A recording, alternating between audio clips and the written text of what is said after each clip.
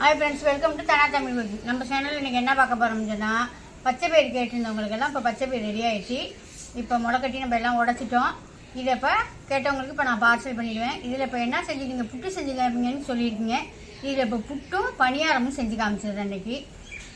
அவ்வளோதான் ஃப்ரெண்ட்ஸ். இப்போ இதை வந்து நான் பாக்கெட் போட போகிறேன். நம்ம புட்டுக்கும் பச்சை பயிர் பணியாரத்துக்கும் எப்படி செய்கிறதுன்னு இதை இப்போ எடுத்து போய் நான் ஊற வச்சுட்டு நான் இப்போ பார்சல் போட போகிறேன். பார்சல் போடுறதுக்குள்ளே அது ஊறிடும். நம்ம செய்யலை நான் உங்களுக்கு காமிக்கிறேன். பச்சை பயிர் ரெடி பண்ணிட்டு இருந்தேன். அதுக்குள்ளே இடியப்ப மாவுக்கும் ஊற வச்சு கொடுத்து விட்டுருந்தேன் திருவைக்கு. அதுவும் இப்போ இடித்து வந்துடுச்சு. இதையும் இப்போ அவிச்சிடலாம் வச்சு. இந்த மாதிரி தான் அவுப்பேன். அந்த மாதிரி வெள்ளை துணியில் வச்சு ஏடு கட்டி வச்சு அவிக்கிறது. 2 இட்லி பானை வச்சு அவிப்பேன். அவிச்சிக்கிட்டு காட்டுறேன். பணியாரம் செஞ்சு காமிக்கிறேன்னு சொன்னேன். நான் பணியாரமும் புட்டு அதுக்கு பச்சை பயிர் ஊற வச்சுக்கலாம் வாங்க. அதுக்கு நம்ம வீட்லேயே இப்போ உடச்சம்மா காலையில் அந்த பயிர் தான் எடுத்துருக்கேன். இந்த 150 தான் இருக்கும் இந்த டம்ளர். இந்த டம்ளரை 1 டம்ளர் எடுத்துருக்கேன். இதுலேயே நான் 2மே செஞ்சு காமிச்சிடுறேன். வீட்டில் பிள்ளைங்களும் இல்லை, எல்லாம் ஊருக்கு போகிறாங்க. அதனால் இது எங்களுக்கு போதும். இதை இப்போ ரொம்ப நேரம்லாம் ஊற வைக்க வேணாம். ஒரு அரை மணி நேரம் 3/4 மணி நேரம் ஊற வச்சா போதும்.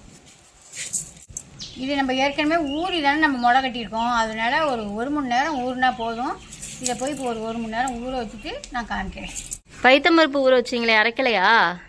பைத்தம்பருப்பு கொஞ்சம் இதை சளிச்சிட்டு மாவு இடியப்ப மாவு மாமா இடிச்சுட்டு வந்தாங்கல்ல, அதை சளிச்சிட்டோம்னா சளிச்சு இதை கட்டியெல்லாம் இருக்கு பாரு. இதை மறுபடியும் மிக்சியில் போட்டு இடிக்கணும்.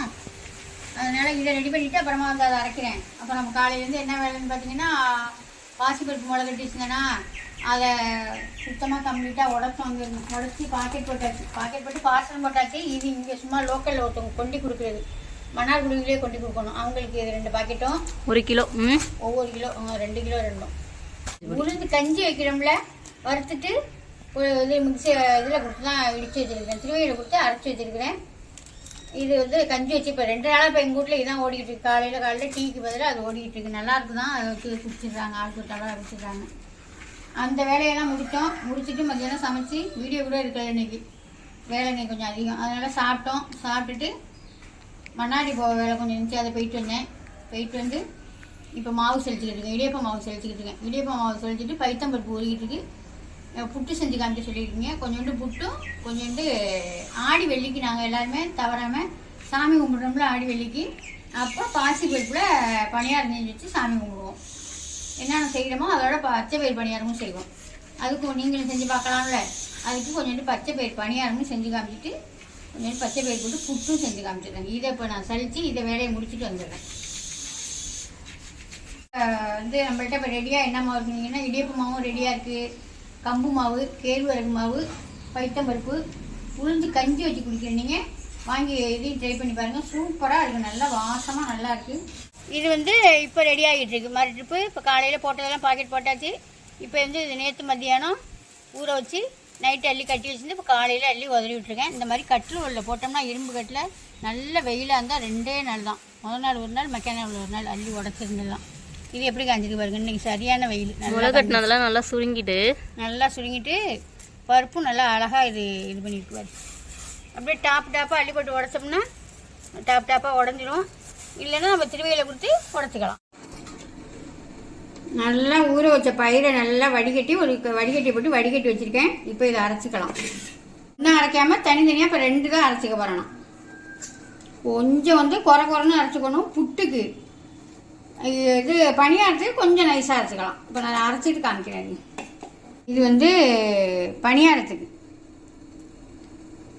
இதை வந்து நம்ம கொஞ்சம் பச்சரிசி மாவு போட்டுக்கணும். நான் போடையில் காட்டுறேன்.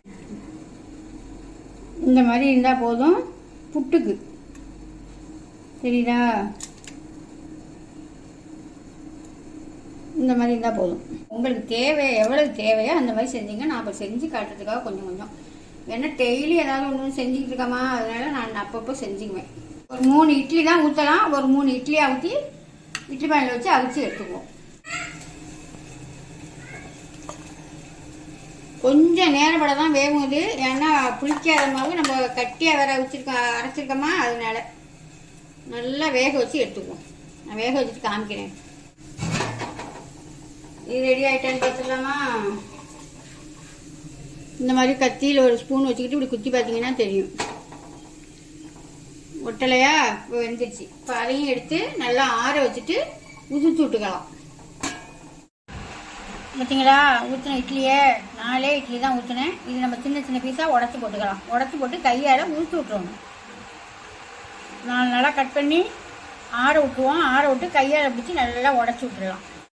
பார்த்தீங்களா, இந்த மாதிரி கையால் நம்ம கட்டி இல்லாமல் உடச்சி விட்டுக்குவோம். கட்டி இல்லாமல் உடச்சி விட்டுக்கிட்டு நீங்கள் நாட்டு சர்க்கரை வேணுமோ போட்டுங்க, என்ன போட்டுக்கலாம், ஜீனி வேணாலும் போட்டுக்கலாம். நான் நாட்டு சர்க்கரை தான் போட்டுக்க போகிறேன். போட்டுட்டு தேங்காய் பூ போட்டு கொஞ்சோண்டு ஏலக்காய் பொடி போட்டு கலரி விட்டுட வேண்டியதான் ஒரு பாத்திரத்தில் போட்டு. அவ்வளோ ஒரு டேஸ்ட்டாக நல்லா இருக்குங்க. இப்போ எல்லாம் என்ன செய்கிறாங்க, கடையில் ரெடிமேடு மாவு விற்கிது, பச்சரிசி மாவு, புட்டு மாவு. அந்த மாவை வாங்கி புட்டு செஞ்சு கொடுத்துட்றாங்க பிள்ளைங்களுக்கெல்லாம். மாவு அரைச்சி நம்ம இட்லி ஊற்றுறதுப்பையே கொஞ்சோண்டு உப்பு சேர்த்து கலக்கி விட்டு இட்லி ஊற்றிடுங்க. நான் போட்டேன், அதை உங்கள்கிட்ட காமிக்க விட்டுட்டேன். அப்போ தான் அந்த இனிப்பை எடுத்து கொடுக்கும் நமக்கு. சரி, இதில் போய் இப்போ ஜாமானை போட்டுடலாம். கொஞ்சோண்டு ஏலக்காய் பொடி. இந்த நாட்டு சர்க்கரையோ இல்லை நீங்கள் சர்க்கரை எது சேர்க்குறீங்களோ, ஜீனி சேர்க்குறீங்களோ, இந்த புட்டு வந்து சூட்டோடு சேர்க்காதீங்க. சூட்டோடு சேர்த்திங்கன்னா ஒரு மாதிரி இந்த இது போய் அதோட சேர்ந்து பிசு பிசுன்னு ஆகிடும். இந்த மாதிரி ஆற விட்டு புட்டு, எந்த புட்டாக இருந்தாலுமே, அரிசி மாவு புட்டாக இருந்தாலுமே கொஞ்சம் ஆற விட்டு தான் நீங்கள் சேர்க்கணும். தேங்காய் பூ திருவி வச்சுருக்கேன், அதையும் சேர்த்துக்கலாம். அவ்வளோதாங்க, பச்சை பயிறு புட்டு சூப்பராக ரெடி ஆகிட்டு அவ்வளோ வாசம். பொலன்னு இருக்கா, தெரியுதா? அவ்வளோதான். நான் சொன்னது மாதிரி புட்டு வந்து அவிச்ச உடனே நீங்கள் கையை போட்டு கரண்டியை போட்டு உடச்சி விட்டு ஜீனியை சர்க்கரையை இதை சேர்த்திங்கன்னா நசன்னு போயிடும். இந்த மாதிரி பொலன்னு வராது உங்களுக்கு. அருமையாக இருக்கும். இதை எடுத்து நம்ம ஸ்பூனால் எடுத்து சாப்பிட நல்லா இருக்கும். அவ்வளோதான். பணியாரத்தை பார்த்துடலாமா? இது வந்து இப்போ நான் பணியாரத்துக்கு வந்து ஒரு 1.5 அச்சு வெல்லம் போட்டிருக்கேன். நாங்கள் இனிப்பு நிறையா சாப்பிட மாட்டோம். அது இனிப்பு நீங்கள் நிறையா போட்டிங்கனாலும் நல்லா செவந்து போயிடும். கொஞ்சம் ஒரு அரை இனிப்பு கொஞ்சம் கூட வேணால் வச்சுக்கலாம். கொஞ்சமாக ஒரு ஸ்பூன் தண்ணி விட்டு அதை பாவாக்கி எடுத்துக்கும். பாவு பதம்லாம் கிடையாது, சும்மா பாவு வெல்லம் கரையட்டும். இங்கே பாருங்கள், இப்போ வெல்லம் தான் கரைஞ்சி தான் இருக்குது, பாவு பதம்லாம் இல்லை. இதே இந்த அரைச்சி வச்சுருக்க மாவில் சேர்த்துக்குவோம். நீங்கள் நிறையா போட்டு காய்ச்சிங்கன்னா கொஞ்சம் கொஞ்சமாக ஊற்றி காய்ச்சிங்க. எனக்கு நான் கரெக்டாக இருக்குது, அதனால் நான் எல்லாத்தையும் போட்டேன். கொஞ்சோண்டு சால்ட் உப்பு, இதில் கொஞ்சோண்டு ஒரே ஒரு சிட்டிகை ஏலக்காய் பொடி, இதில் கொஞ்சமாக பச்சரிசி மாவு சேர்த்துக்குவோம். இவ்வளவு சேர்த்துக்குவோம், போதும். இது பச்சை பயிர் பணியாரம் சும்மா பச்சையாகவே அள்ளிப்பட்டு ஊற வச்சு செய்கிறது தான். புட்டும் அது மாதிரி செய்கிறது தான். கஞ்சி வச்சிங்கன்னா நீங்கள் லைட்டாக பருப்பை வறுத்துக்கங்க. இப்போ எண்ணெய் சூடாகிட்டு இருக்கு. இப்போ மாவு பாருங்கள். நீங்கள் ஒரு சின்ன கரண்டி வச்சுக்கிட்டு அதெல்லாம் கொண்டு ஊற்றுறாங்க ஊற்றுங்க. நான் கையாலேயே எடுத்து போட்டுருவேன். எண்ணெயை நல்லா சூடாக்கி கொஞ்சம் குறைச்சி வச்சுக்கோங்க. இல்லைன்னா போட்டோன்னு செவந்து போயிடும். பைத்தம் பருப்பு இல்லையா, நீங்கள் செவந்துட்டுன்னு எடுத்துருவீங்க. அதனால் எண்ணெயை சூடு பண்ணிவிட்டு கம்மி பண்ணி வச்சுங்க. அவ்வளோதான். அப்படியே பஞ்சு மாதிரி இருக்கும். சிம்மில் வச்சு வேக வச்சோம்னா தான் இந்த மாதிரி எல்லாம் ஒற்றுமையாக வெந்து வரும். எப்படி இருக்கு பார்த்தீங்களா? இதுக்கு சோடா போலாம், பலகார சோடா போலாம் போடாதீங்க. இதுவே நல்லா சாப்பிட்டா பஞ்சு மாதிரி இருக்கும். வாசம் அவ்வளோ வாசமாக இருக்குது. கையால் தான் எடுத்து போட்டால் எப்படி உருண்டையாக எடுத்து பாருங்க. ஈஸி தாங்க இதெல்லாம். இந்த நம்ம எண்ணிட்டு இப்போ வாங்குகிற பயிர் நீங்கள் வந்து ஒரு அரை மணி நேரம் ஊற வச்சிங்கனாலே போதும், பளிச்சுன்னு ஊறிக்கும். ஏன்னா நம்ம ஏற்கனவே ஊற வச்சு தானே முளை கட்டியிருக்கோம். அதனால வேகிறது வந்து சீக்கிரம் வேகுது. நான் எல்லாத்தையும் போட்டு எடுத்துக்கிட்டு காமிக்கிறேன். பச்சை பயிறு பணியாரம் இப்போ எல்லாத்தையும் அரிச்சு எடுத்துக்கிறேன். பணியாரத்தை பார்த்தீங்களா, நாங்கள் சும்மா கையால் தான் எடுத்து போட்டேன். எவ்வளோ சூப்பராக வந்துருக்குங்க பார்த்தீங்களா? சோடாப்பு கிடப்பெல்லாம் எதுவுமே தேவையில்லைங்க. சோடாப்பெல்லாம் எதுவும் போடாதீங்க.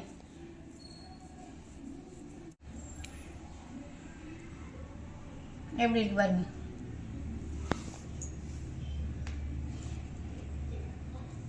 சாப்பிட்றதுக்கும் அவ்வளோ சூப்பராக இருக்குப்பா. அவ்வளோதான். பணியாரமும் செஞ்சு காமிச்சிட்டேன், புட்டும் செஞ்சு காமிச்சிட்டேன். கஞ்சி ஒரு நாளைக்கு வச்சு காமிக்கிறேன். இதே பயிரில் லைட்டாக வறுத்துட்டு நல்லா வாசம் வர வரைக்கும் வறுத்துட்டு தேங்காய் வெல்லம் போட்டு கஞ்சி வச்சிங்கன்னா அவ்வளோ சூப்பராக நல்லா இருக்கும். இந்த வீடியோ பிடிச்சிருந்தா ஒரு லைக் பண்ணுங்கள், ஃப்ரெண்டுக்கெல்லாம் ஷேர் பண்ணுங்கள், மறந்துடாமல் சப்ஸ்கிரைப் பண்ணிடுங்க. பாய்.